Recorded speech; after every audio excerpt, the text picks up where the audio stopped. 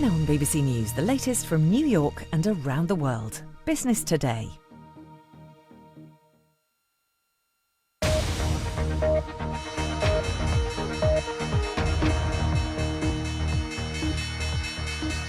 This is Business Today, live from New York, where markets are still riding high on the back of big tech. As talks to end the fighting in Ukraine continue, a top EU official tells the BBC Russia is under pressure to reach a deal because of the state of its economy. And milkshake millions. The UK increases taxes on sugary drinks on the eve of a budget that aims to close the gap in government finances. Hello and welcome to Business Today, live from New York. I'm Erin Delmore. Efforts to end the war in Ukraine are continuing with talks in Abu Dhabi, but it's a question of whether it could be about money at this point. The U.S. Army Secretary Dan Driscoll is meeting Ukrainian and Russian officials to try and progress a plan that would end the fighting. Both sides' economies have suffered hugely from nearly 3.5 years of war. And while both have had their support from their partners, defense spending accounts for about 6.3% of Russia's economy, but around 26% of Ukraine's far smaller economy. Nonetheless, the EU's foreign affairs chief has told the BBC that Moscow has become more interested in ending the war because its economy is struggling. They want us to believe, they can continue forever. This is not true. I mean, their revenues from oil have dropped significantly due to the sanctions on Shadow Fleet and also the U.S. sanctions. They don't have, they can't raise capital outside because of the sanctions. Their national fund is almost completely depleted. 25% of Russian companies are in the threat of bankruptcy. Their economic situation is extremely bad. So they soon should run out of money to fund this war, and that would be the breaking point. However, at a business conference in Beijing, Russia's deputy prime minister sounded defiant and said his country could bring in more money by increasing its energy exports. Russia holds a leading position in the oil sphere in terms of the volume of supplies, ensuring stable exports to China, about 100 million tons per year. Rosneft and our other oil companies are working actively. We see the prospects to increase the oil supplies to China via pipelines and by sea. Let's hear now from Ben Aris, editor at BNE and Telenews. That's a business-focused news site covering emerging markets. Ben, thank you for being here, and please start by laying the groundwork for us. Tell us about the state of Russia and Ukraine's economies 3.5 years into this conflict. They're both bad. I mean, they're suffering. This war has been horrifically expensive for both sides, and they've both been pouring money into, as you said, 25% of Ukraine's budget goes towards arms, and Russia has put the entire economy on a war footing. And it's caught up with Russia in particular. For the first 2 years, it had this sort of military Keynesian boost. And despite all the sanctions and expectations, the economy actually boomed. Personal incomes went shooting up. But that's been exhausted. This year, it's slowed considerably. The numbers coming out this year, basically, they've slowed down to virtually zero growth. And they've used up a lot of their reserves from the rainy day fund. And it's really starting to bite. There's some reports some of the regions are getting into debt problems and have delayed soldiers' pay. But unfortunately, the Russian economy is extremely robust. It was sanction-proof by Putin, a decade before he went into this war. He's been planning this for a long time. And despite the high inflation, despite the high interest rates, it's still generating enough money. And although Kallas was saying, yes, there is extreme pressure, it continues to export some $200 billion worth of oil, like Novak was saying. And that is a significant subsidy. And the final thing I say is everyone focuses on oil as the big revenue generator, but it accounts for 25% of the budget, which is a lot. But the main source of money is VAT. And Russia has this enormous consumer market, and you can't sanction internal sales, VAT, bottles of vodka, being sold in kiosks. And that accounts for 37% of Russia's income. And so they can do simple things. They've just raised the VAT tax by 2%. and that's brought in a lot of money. The income taxes are only 13%. They could hike those by 10% and bring them on a par with Europe and also generate a lot of money. So unfortunately, Russia is suffering, it's hurting, and that is pushing Putin towards ending the war. But it's not enough. The sanctions aren't enough to actually stop the war, to make Russia be unable to pay for its military machine. Ben, you called the Russian economy sanction-proof, and you talked about how resilient it's been in the face of this pressure from the West. But you also just spoke now about taxes being raised internally in Russia. Is that the kind of economic pain point that could change support or change behavior of a country when that kind of economic pain hits internally? I don't think so. I mean, the Russians are very resilient. I mean, you have to remember this is a country that's been through 20 years of the most extreme economic chaos after the collapse of the Soviet Union. So they're kind of used to difficulties. I mean, high inflation, when I first arrived in Russia, it was 1,400%. And so at the other side, you have to understand that the Russian people themselves bought into Putin's rhetoric that, you know, we're not being attacked or we're not fighting in Ukraine. We've been attacked by NATO. This is an existential fight. And patriotism is currently at an all-time high. So people are willing, I mean, they're complaining. I talk to people in Moscow, they're worried. They're worried about a possible bank crisis. The small businesses, you know, they've seen revenues drop by 40%.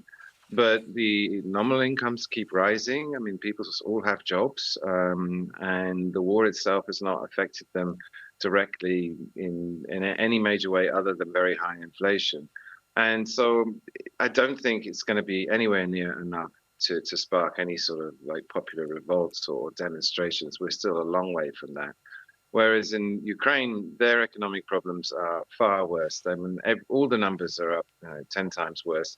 And because of the withdrawal of the US, they face the possibility of running out of money entirely, maybe as soon as February, unless the EU can come up with this $140 billion loan that it's talking about. And if that fails, and the prospects of that failing are quite high, if you ask me, then Ukraine at best faces a major macroeconomic crisis, one that could force Kiev to end the war because it simply can't afford to go on. Ben Aris, thank you very much for your insight there. My pleasure. And now let's turn to the U.S. economy, where the latest data shows that retail sales grew by less than expected 0.2% in September.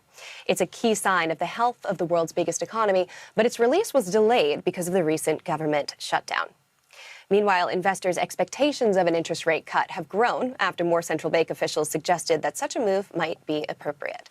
So here to talk more about this is Nancy Dowd, chief executive of the financial investment firm Opus Advice First. So Nancy, bets on a rate cut in December are about 60% yes, 40% no. What side are you on? Well, I would say yes, but the Fed is very divided. There's a lack of clear monetary policy and, of course, a very big delay and messy economic data due to the government shutdown. So we're going to find out very shortly, but I would vote yes. And then what kind of effect would that have on not just businesses, but especially the soaring big tech industry that we've seen? Well, stocks are going to remain volatile as they always have been. But the biggest indicators are that stock earnings there's strong earnings growth, there's ongoing AI innovation, consumer spending, and we're running into the holiday season. We're all looking for that Santa Claus rally. And so everything really is very solid fundamentals to take us to the year end. Big tech is notably under pressure due to the valuations. But I think as indicated by the NVIDIA earnings, it looks like the bubble is moving forward. And do you think that's justified? Do you think that we're seeing the kind of results or the kind of promise that expectations seem to be anticipating? Well, for the most part, yes, not 100%, but I think that, there's a very strong competition in that space. There's also a significant amount of leveraging taking place, so that could end up being a problem later on.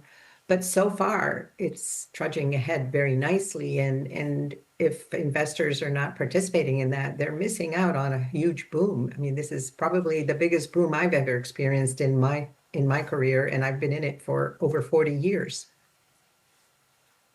It's very true. Nancy Dowd, thanks very much for being here. Thank you.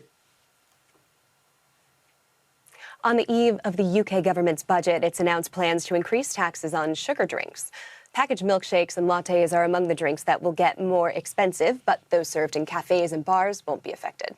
The Health Secretary, Wes Streeting, told Parliament it would help protect children's health, but business groups have voiced strong opposition. The government estimates that it will raise around $55 million a year. It's just one of a number of measures to raise money to meet a shortfall in government finances. So what else is driving that? Well, our economics editor Faisal Islam explains. She's also constrained by having to appeal to the financial markets. They're very important in terms of effectively setting the rate of interest on them significant government debts that are out there. In turn, that also affects the interest rates facing the public on their mortgages and businesses. They're very focused on cutting inflation with this budget. Now, you don't normally get those sorts of words by a chancellor, but they know how much inflation has affected families and everybody in the country.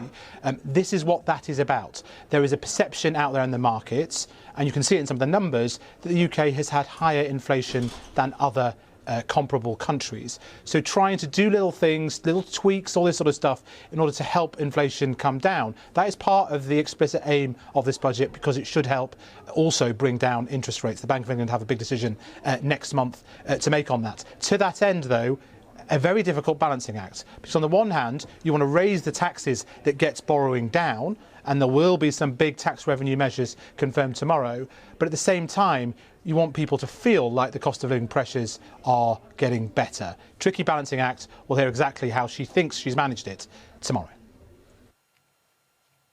A tricky balancing act indeed. That's our economics editor Faisal Islam. Now, in other news, the Taiwanese computer chip giant TSMC is suing one of its former senior executives amid allegations that he took trade secrets with him to a new job at Intel. Taiwan's authorities launched an investigation into Lo Wei-jen last week, and he has yet to comment on the investigations. Earlier this month, Intel's CEO dismissed the allegations as rumors, and Intel has been struggling to keep up with rivals in their computer chip design space. Serbia's president says the country's only oil refinery will have to shut down by the end of the week if there's no change to U.S. sanctions. The NIS oil refinery is majority owned by Russian state energy firm Gazprom, but sanctions linked it to the war in Ukraine means it can no longer receive oil from a pipeline that starts in Croatia. A closure could stop production of gasoline and jet fuel and has been said to be able to hurt the economy. That's all for us on Business Today for the moment. Please stay with us on BBC News for more news, and we'll be back with more business coverage shortly.